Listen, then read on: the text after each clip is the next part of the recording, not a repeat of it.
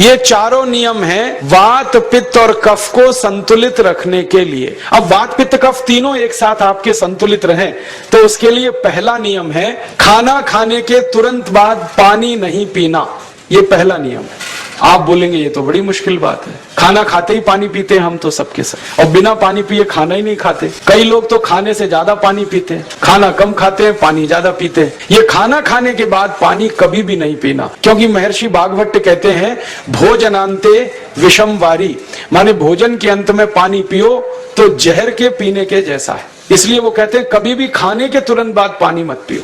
अब आप मुझे पूछोगे क्यों नहीं पिए, कारण बता दो। कारण मैं बताना चाहता हूं सरल भाषा में। हम जब खाना खाते हैं ना तो पेट में सारा खाना इकट्ठा होता है। पेट में एक स्थान होता है, उसको हम कहते हैं जठर। संस्कृत में, हिंदी में जठर कहते हैं, अंग्रेजी में उसको एपिगैस्ट्रियम कहते हैं, हिंदी में कुछ लोग उसको आमाशय भी कहते हैं। ये जठर छोटा सा स्थान है। आपके पेट में नाभि है ना, उसके लेफ्ट साइड में बाईं तरफ छोटा सा स्थान है। सारा खाना आपका इसी स्थान पर आता है। जो भी आप खाते हो, रोटी चावल दाल सब्जी दूध दही कुछ भी खाओ, सब कुछ जठर में आता है।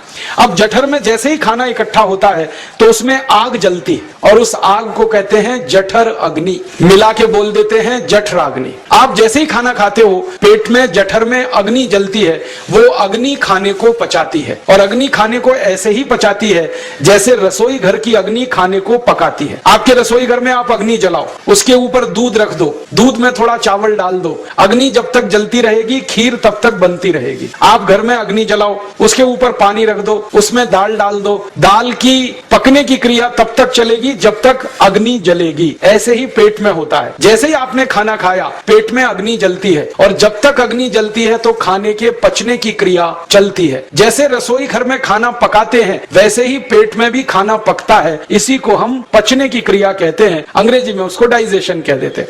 तो आपने खाना खाया, पेट में अग्नि जल गई, अब वो खाने को हजम करेगी, पचाएगी।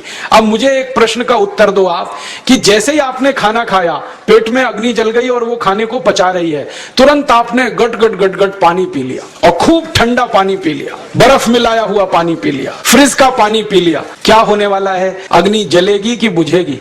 अग्नि के ऊपर पानी डालो तो अग्नि और पानी की दोस्ती नहीं है, दुश्मनी है। पानी अग्नि को बुझा देता है। तो आपने खाना खाया, अग्नि जली, पीछे से गट-गट पानी पी लिया, अब अग्नि शांत हो गई, अब खाना पचेगा नहीं तो वो पेट में पड़ा पड़ा सड़ेगा, और सड़ा हुआ खाना 100 से ज्यादा विष पैदा करेगा, और वो 100 विष आपकी जिंदगी को नरक बना देंगे और जिंदगी भर आप बीमार पड़े रहेंगे। आपको मालूम है कई लोग कहते हैं मुझे पेट में बहुत गैस बनती है। ये गैस उन्हीं को बनती है जिनका खाना हजम नहीं होता। कोई लोग कहते हैं कि मुझे पेट में जलन होती है, ये जलन उन्हीं को होती है जिनका खाना पचता नहीं। कोई कहते हैं कि मेरे पेट में एकदम गुम हो जाता है, फूल जाता है। ये सब वो लक्षण हैं जब खाना पचता नहीं। तो खाना पचेगा नहीं तो सड़ेगा, सड़ेगा तो विष पैदा करेगा, और वो विष आपको बीमार करेंगे। इसलिए महर्षि भागवत ने कहा खाना खाते ही पानी मत पियो। समझ में आया? फिर आप बोलोगे कितनी देर तक नहीं पिए? कम से कम 1 घंटे तक। 1 घंटे बाद पानी पियो। आप बोलोगे जी 1 घंटा क्यों? ये जो अग्नि जलने की क्रिया है ये लगभग 1 घंटे तक ही चलती है पेट में, उसके बाद अग्नि अपने आप शांत हो जाती है, उसके बाद पानी पी लो। तो खाना अगर 10 बजे खाया तो 11 बजे पानी पियो, 11 बजे खाया तो 12 बजे पियो, 12 बजे खाया तो 1 बजे पियो, 1 घंटे बाद पानी पियो। अब आपके मन में ये सवाल आ सकता है कि खाना खाने के पहले पी लें क्या? हाँ पी लो, 40 मिनट पहले पेट भर के पानी पी लो। 10 बजे खाना खाना है, 9:20 पे खूब पानी पी लो, जितना पी सकते। 11 बजे खाना खाना है, 10:20 पे पी लो, खूब पानी पी लो 40 मिनट पहले। आप और एक सवाल पूछ सकते हो कि अच्छा ठीक है, खाने के बाद पानी तो नहीं पिएंगे, कुछ और पी सकते हैं क्या पानी को छोड़कर? तो उसके लिए भागवत जी कहते हैं कि खाने के तुरंत बाद अगर पीना है तो दही की लस्सी पियो, मट्ठा। खाने के बाद अगर तुरंत पीना है तो फलों का रस पियो, गन्ने का रस पी लो, संतरे का रस पी लो, मौसमी का रस पी लो, अनार का रस पी लो। अब आप कहोगे ये सब महंगी महंगी चीजें बता रहे हैं, गन्ने का रस, संतरे का रस, अनार का रस, पैसे तो है नहीं। तो सबसे सस्ता रस है नींबू का ही रस पी लो, शिकंजी बना के पी लो, वो तो सबसे सस्ता है। तो खाना खाने के बाद या तो दही की लस्सी पियो या रस पियो। और एक तीसरी चीज है, दूध पी सकते हैं। तो खाने के तुरंत बाद पीना है तो दही की लस्सी या मट्ठा, खाने के तुरंत बाद पीना है तो कोई फल का रस, खाने के तुरंत बाद पीना है तो दूध, पानी 1 घंटे बाद पियो। और अगर एक बात ध्यान रखो तो अच्छा है कि सवेरे खाना खाते हैं जिसको हम ब्रेकफास्ट कहते हैं, नाश्ता, तो फलों का रस पीना अच्छा, दोपहर को खाना खाएं तो लस्सी और मट्ठा पीना अच्छा, और रात का खाना खाएं तो दूध पीना अच्छा। जो लोग इस नियम का पालन कर सकते हैं जिंदगी में कभी भी 80 रोग उनको नहीं हो सकते। वात पित्त कफ तीनों ही इस एक छोटे से नियम से संतुलित रहते हैं। तो ये पहला नियम मैंने आपसे कहा। दूसरा नियम एक और है, और वो नियम ये है कि पानी कभी भी पियो, घूट घूट भर के पियो। जैसे गर्म चाय पीते हैं, गर्म कॉफी पीते हैं, गर्म दूध पीते हैं, एक एक घूट भर के, एक एक सिप करके, ऐसे ही पानी पीने की आदत डालो। ये मुंह में एक बार गिलास लगा लिया, गटागट उसको खाली कर दिया, ये तरीका गड़बड़ है। 1 घूट पानी, 2 घूट पानी एक बार में उतना ही पियो। आप बोलोगे ये क्या चक्कर है? बात ऐसी है कि एक एक घूट पानी जब हम पीते हैं तो मुंह की लार पानी के साथ मिलकर पेट में अंदर जाती है, और ये जो मुंह की लार होती है ये क्षारीय होती है और पेट में हमेशा अम्ल बनता रहता है। तो 1 घूट पानी पिया, मुंह की लार इसके साथ अंदर गई, 2 घूट पिया और ज्यादा गई, बार बार लार अंदर जाएगी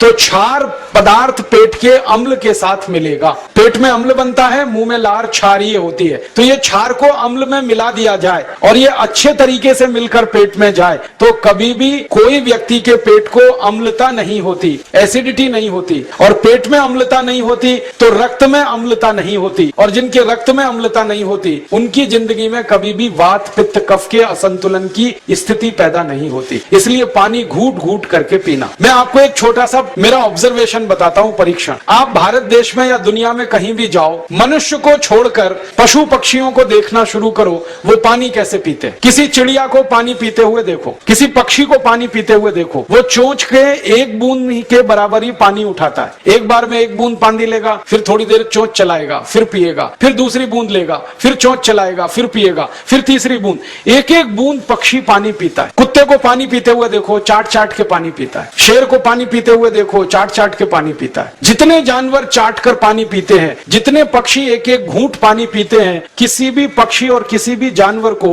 डायबिटीज नहीं है, किसी को अर्थराइटिस नहीं है, कोई पक्षी ओवरवेट नहीं है, कोई पशु ओवरवेट नहीं है, वो सब स्लिम और ट्रिम है, क्योंकि वो इतने होशियार हैं, पानी चाट के पीते हैं या घूट घूट करके पीते हैं। अब मुझे ये हैरानी होती है कि ये पशु पक्षियों को कौन सिखाता है? वो अपने जन्म से ये ज्ञान सीख के आते हैं। उनका कोई गुरु नहीं है, उनका कोई विद्यालय नहीं है, उनके कोई प्रशिक्षण शिविर नहीं लगते, फिर भी उनको इतनी अकल है कि पानी घूट घूट पीना। और हम ये मनुष्य जिनके इतने गुरु, इतने विद्यालय, इतने कॉलेज, सीखने वाले, सिखाने वाले, और हम मूर्खों के मूर्ख गटागट पानी पीते रहते। तो पानी पीने का तरीका बदल दो, घूट घूट भर के पानी पियो। ये दूसरा नियम है। तीसरा नियम है कि जिंदगी में कितनी भी प्यास लगे, ठंडा पानी कभी मत पियो। बर्फ डाला हुआ पानी, फ्रिज में रखा हुआ पानी, वाटर कूलर का पानी जिसका तापमान बहुत कम है, ये कभी मत पीना। क्यों? क्योंकि शरीर आपका गर्म है और पानी ठंडा है। अब होता क्या है वो मैं समझाता हूं सरल भाषा में। पेट तो गर्म है, अब इसमें ठंडा पानी डाल दिया आपने तो अंदर झगड़ा होता है। और झगड़ा क्या होता है?